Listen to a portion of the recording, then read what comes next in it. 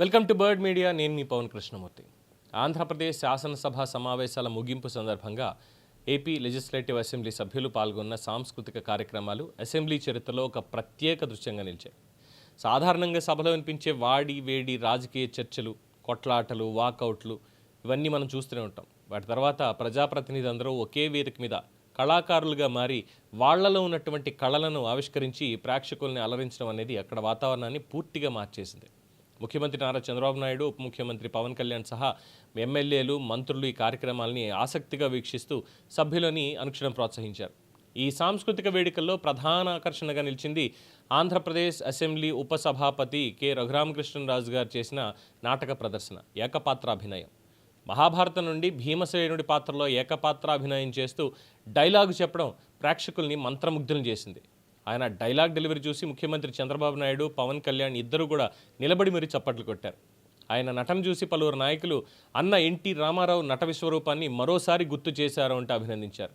ఇక పర్యాటక శాఖ మంత్రి కందుల దుర్గేష్ నేనేం తక్కువ అని చెప్పి ఆయన కూడా తన నటనతో ఆకట్టుకున్నారు. స్వాతంత్ర సమరయోధుడు వీరపాండ్య కట్టబొమ్మన్ పాత్రలో ఆయన చేసిన ప్రదర్శన ప్రేక్షకుల్ని మంత్రముగ్ధులను చేసింది. జానపద శైలిలో డైలాగ్స్ చెప్తూ ఆయన నటనకి సహచరులు, అధికారులు భారీగా చప్పట్లు కొట్టారు. మరోవైపు మన చీఫ్ విప్ జీవి ఆంజనేయులు గారు చేసినటువంటి మిమిక్రీ కార్యక్రమం అంటే చెప్తుంటే నాకే నవ్వొస్తుందండి, అంత అద్భుతంగా వాళ్ళు చేశారు. సో అక్కడ సభ మొత్తాన్ని కూడా నవ్వుల్లో ముంచేసింది. ఆయన ఎమ్మెల్యే ఏడుకొండలు మాట్లాడే శైలిని అనుకరిస్తూ చేసిన ప్రదర్శన అందరిని ఆకట్టుకుంది. ఇక ఆయన చెప్పిన డైలాగులు కానీ, వాళ్ళ హావభావాలు కానీ చూసి సభలో ఉన్నటువంటి వాళ్ళు, ముఖ్యంగా నాకు ఇప్పటికీ గుర్తు చంద్రబాబు నాయుడు గారు ఎలా నవ్వుతారు అనేటువంటి దానికి ఎమ్మెల్సీ నాగబాబు గారిది ఒక రియాక్షన్ ఉంటుంది. జబర్దస్త్లో జడ్జిగా ఉన్నటువంటి రోజుల్లో ఒకానొక కళాకారుడు చంద్రబాబు నాయుడు గారు నవ్వితే ఎలా ఉంటుంది అని, ఆయన నవ్వుతున్నట్టుగా కనిపించదు కానీ నవ్వుతారు. అలాంటిది ఆయన పగలబడి నవ్వుతున్నటువంటి సందర్భం నిన్న మళ్ళీ ఒకసారి ఆవిష్కృతమైంది. దాన్ని చూసి ఆయన అయితే ఇంకా ఒక చిన్న పిల్లాడిలాగా ఆయన మొత్తం అంతా కూడా ఎంజాయ్ చేశారు అందరూ చేసినటువంటి దానికి. అలాగే ఇక కందుల దుర్గేష్ గారి హావభావాలు వీటన్నిటికీ కూడా సభలో ఉన్న సభ్యులందరూ కూడా కేరింతలు కొట్టారు. ఇక ఈ మిమిక్రీ స్కిట్లోనే ఇంకొంతమంది ఎమ్మెల్యేలు కూడా ఒక టీమ్గా పాల్గొన్నారు. గూడూరు ఎమ్మెల్యే సునీల్ కుమార్ యాదవ్ ఒక అధికారిక సహాయకుడి పాత్రలో నటించారు. ఇక మన ఎమ్మెల్యే విష్ణుకుమార్ రాజు గారు అయితే ఇంకో ఎమ్మెల్యే పాత్రలో కనిపించి ఆయన డైలాగులు చెప్పి ఆయన కూడా మంచి పంచులేశారు. అలాగే జోలకంటి బ్రహ్మారెడ్డి గారు, అరవింద్ బాబు గారు, కోన రవికుమార్ గారు పార్టీ కార్యకర్తల పాత్రలో నటిస్తూ స్కిట్ని మరింత సరదాగా మార్చేశారు. అలాగే చదలవాడ అరవింద్ బాబు గారు కూడా ఏకపాత్రాభినయం చాలా అద్భుతంగా చేశారు. ఆ తర్వాత యలమంచిలి ఎమ్మెల్యే సుందరపు విజయ్ కుమార్, సరే ఆయన చుట్టూ ఎన్ని వివాదాలున్నా ఏం చేసినా కానీ నా కళ నాదయ్యా, నా టాలెంట్ నాది అని చెప్పి మళ్ళీ ఆయన ప్రదర్శిస్తూనే ఉన్నారు. మొన్న జరిగినటువంటి అనకాపల్లి ఉత్సవం ఏదైతే ఉందో, అనకాపల్లి ఉత్సవాల ముగింపు సందర్భంగా ఆయన చిరంజీవి గారి పాటనే పాడి ఆయనలో ఉన్నటువంటి కళాకారుణ్ణి అందరికీ ఆయన చూపించడం జరిగింది. సరే ఏదో మామూలుగా సరదాగా పాడతారేమో, చిరంజీవి గారి అభిమాని కదా, సంగీత అభిమాని, మామూలుగా పాడతారనుకుంటే అక్కడే అందరినీ ఆశ్చర్యానికి ముంచెత్తారు అనుకుంటే అది జస్ట్ నార్మల్ ఒక డ్యూయెట్ అది. కానీ ఇక్కడ నిన్న జరిగినటువంటి దాంట్లో తనలో ఉన్నటువంటి సంగీత ప్రతిభని మరోసారి ప్రదర్శించారు. ఇదేమీ ఎగ్జాజరేషన్ కాదండి, నిజంగానే చాలా అభినందనీయం. చిరంజీవి గారు రుద్రవేణి సినిమాలో లలిత ప్రీకమలం పాట, అది ఇళయరాజా గారు కంపోజ్ చేసింది కూడా చాలా క్లాసికల్గా ఉంటుంది. గమకాలు కానీ, నోట్స్ కానీ, ఆ మెలోడీ కానీ దాన్ని అనుభవించాలంతే. అలాంటి పాటను కూడా నార్మల్గా కొత్తగా వచ్చే సింగర్లు ఎంతో కష్టపడి దాన్ని ప్రాక్టీస్ చేసి పాడతారు. అలాంటిది సంగీతంలో మరి ఆయన నేర్చుకున్నారు లేదా మనకైతే తెలియదు కానీ చాలా అలవోకగా ఆలపించి సభికులందరినీ ఆశ్చర్యానికి లోన్ చేశారు. విజయ్ కుమార్ టాలెంట్కి చంద్రబాబు ప్రత్యేకంగా ప్రశంసించారు ఆయన్ని.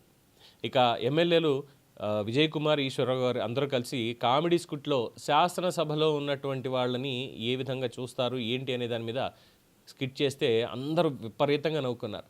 అసంబద్ధ పాటలు అంటే సందర్భం ఒకటి, సందర్భానికి తగనటువంటి ఒక పాటని ఈ అంశాన్ని తీసుకుని వాళ్ళు చేసిన ప్రదర్శనకి పవన్ కళ్యాణ్ గారు, ముఖ్యమంత్రి చంద్రబాబు నాయుడు గారు సహా పెద్దగా నవ్వుకున్నారు పక్కన కూర్చొని. ఈ సాంస్కృతిక కార్యక్రమాలన్నింటినీ ముఖ్యమంత్రి చంద్రబాబు నాయుడు గారు, ఉప ముఖ్యమంత్రి పవన్ కళ్యాణ్ గారు, స్పీకర్ చింతకాయల అయినటి పాత్ర గారు దగ్గరుండి ఆసక్తిగా వీక్షించి ప్రతి ఒక్కళ్ళని కూడా అభినందించారు. కార్యక్రమం ముగిసిన తర్వాత విజేతలకు బహుమతులు అందజేశారు. సభలో ఎంతటి రాజకీయ విభేదాలున్నా బయటికి మాత్రం సభ్యులు ఒక కుటుంబంలా కలిసే ఉండాలి అని ముఖ్యమంత్రి చంద్రబాబు నాయుడు గారు సూచించారు. ఇది నిన్న జరిగినటువంటి ఆ కార్యక్రమం. మొన్న కూడా చూసాం, అంతకుముందు ఆటల పోటీల్లో ఎమ్మెల్యేలందరూ ఏ విధంగా పాల్గొన్నారు, ఎమ్మెల్సీలు ఏ విధంగా పాల్గొన్నారు అనేది కూడా మనం చూసాం. ఒక కుటుంబంలాగా సరదాగా అందరూ వాళ్ళకి అందినటువంటి ఆ టైంని స్పెండ్ చేయడం జరిగింది. అయితే ఈ మొత్తం వేడుకల్లో ఒక చిన్న విషయం మాత్రం స్పష్టంగా కనిపించింది, ఒక వెలితి కనిపించింది. ప్రతిపక్షం పేరుకే, ప్రజలు ఇవ్వనటువంటి ప్రతిపక్షం అయిన వైఎస్ఆర్ కాంగ్రెస్ పార్టీ సభ్యులు ఈ కార్యక్రమాలకి పూర్తిగా దూరంగా ఉన్నారు. పార్టీకి చెందిన ఎమ్మెల్యేలు కానీ ఎమ్మెల్సీలు కానీ కార్యక్రమాల్లో ఎక్కడా కనిపించలేదు. బొత్స సత్యనారాయణ గారు అంటే సరే, ఆయనకి అనారోగ్యం ఉంది కాబట్టి రాలేదు అనుకుందాం పోనీ, ఎందుకంటే సభలో కూడా నిన్న కాస్త అస్వస్థతకు లోనయ్యారు కాబట్టి. మరి మిగతా వాళ్ళకి ఏమైంది? ప్రశ్నలు మాత్రం పంపిస్తారు, ఫలానా ప్రశ్న అడగండి, ఫలానా దానికి సమాధానం చెప్పండి, ప్రశ్నోత్తరాల సమయం అని చెప్పి ప్రశ్నలు మాత్రం పంపిస్తారు, కానీ అటెండెన్స్ మాత్రం లేదు.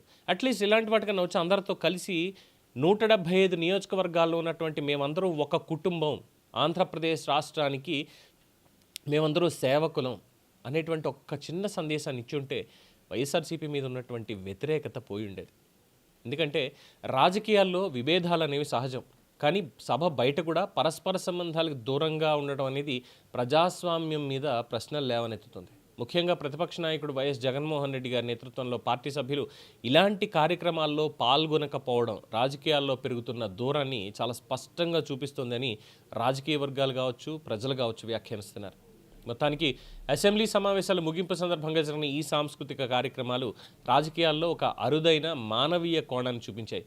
సభలో ఎంతటి వాదోపవాదాలు జరిగినా, వాగ్యుద్ధాలు జరిగినా బయట మాత్రం ప్రజాప్రతినిధులు వాళ్ళలో ఉన్నటువంటి చిన్న చిన్న టాలెంట్స్ని కళాకారులా మారి మేము కూడా అందరినీ నవ్విస్తాం, అందరినీ ఆహ్లాదపరుస్తాం అనేటువంటి విషయాన్ని ఈ వేడుక ద్వారా మరోసారి గుర్తు చేశారు.